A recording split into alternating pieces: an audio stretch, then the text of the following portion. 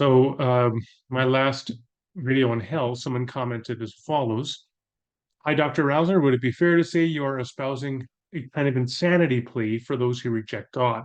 If so, would you share a video regarding how you remain an annihilationist? If not, it would be great to hear why you remain non-universalist in light of the problems you have raised. So let's talk about this.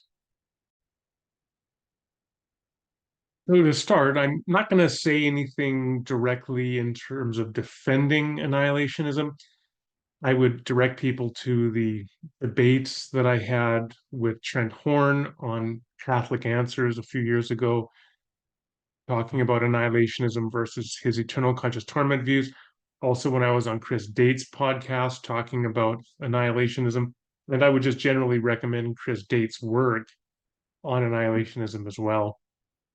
But I do want to say this in response to this comment. So first of all, the commenters raising this issue, saying essentially, so I've raised this insanity approach, saying hell would seem to be the ultimate example of an insane response, fundamentally irrational response, where one is choosing their misery, their maximal suffering over maximal joy. And if it's wrong to punish person punitively when they're engaging in a fundamentally irrational way where they are insane, essentially, then it would be wrong to punish people through eternal conscious torment for making this either one-time or ongoing decision to reject God. But then why not apply the same thing to to annihilationism?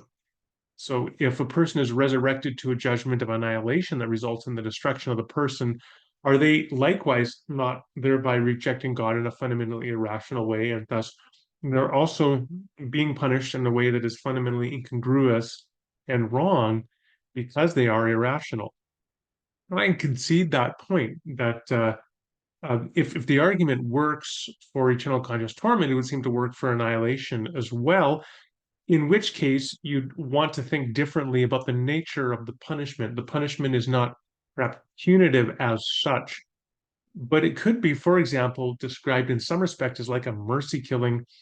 In fact, not even killing so much in some respects of God withdrawing life and existence from persons who refuse to be reconciled to him and restored to him. So the resurrection to judgment is, it also could be, it could have a function as a sort of heuristic, perhaps, as revealing God's justice, revealing the consequences of God's sin, but not punitively judging people for being fundamentally irrational, but rather withdrawing life from those persons. Because the alternative is for them to suffer maximally, which God, being merciful, would not want them to suffer. So he withdraws life from them because they refuse to be restored to him. So that would be one way to think about it. And ultimately, then, again, Matthew 10:28, God destroys body and soul in hell, but not in terms of punishing punitively, but rather in terms of a mercy of withdrawing life. But still, that's not a perfectly satisfactory solution, you could say. You could say, why not be a universalist here? And of course, I've had a lot of talk about universalism on my channel in the past. I've interviewed different scholars on universalism. And I'll just return to something here that I've mentioned in the past, that while I'm an annihilationist, I'm also a hopeful universalist. And for the last 12 years or so in print, I've been defending hopeful universalism. In my 2013 book on heaven, What on Earth Do We Know About Heaven? I have a chapter on hopeful universalism. And I use the illustration of a lottery ticket. So let's say that you buy a lottery ticket and there's like a million tickets sold. So maybe you have 1,000,000 to 1 odds of winning. The likelihood that you will win is not sufficient for you to support the belief that you will win. It's a very small chance. But you surely ought to hope that you will win the lottery.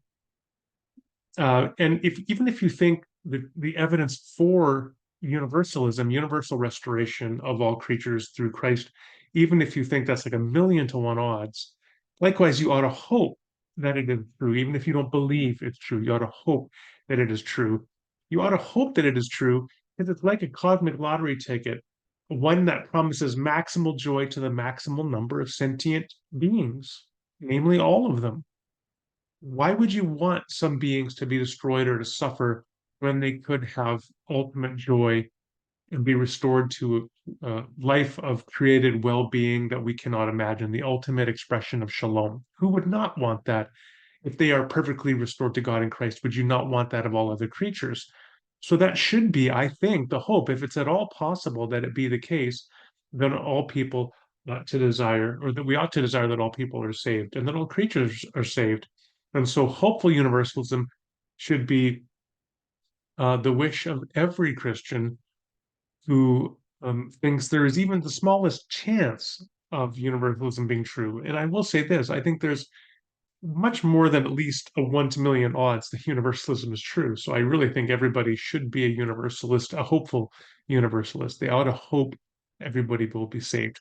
There's one more thing worth emphasizing about hopeful universalism, and that is that hopeful universalism has a way of really forcing out certain, I think, very unhealthy, even toxic assumptions people have about not wanting certain individuals or groups to be restored to God in Christ. And I've seen this time and again that when people critique universalism, they will often say, yeah, but if universalism is true, then this person is saved, and this person is saved, and this person is saved. To which you say, yeah, and so are you, and so am I. The fact is that yes, there are some people who have done worse things than others, but we are all sinners in need of grace, in need of God's unmerited favor. And there is a deep danger in the desire that not all people be saved. So to desire that all people be saved, even like people who have greatly harmed you, that is, I think, a form of spiritual discipline in us and a form of formation spiritually. Now, I do want to caution this one bit that I'm not saying to people who have experienced great trauma and been victimized and deeply harmed by others that there's something wrong with you if you don't want them to be saved. You all have your own journey of healing to go through, and I can't speak to that because I don't know what you've experienced. But I do know that in the long term, there is goodness and health and well-being in working toward the desire that all creatures be saved, which is an expression of hopeful universalism, which I think is a healthy Christian expression of formation in Christ. So even though I'm not a universalist, I think hopeful universalism is certainly an important, indeed, I think, an essential concept in spiritual formation for the Christian.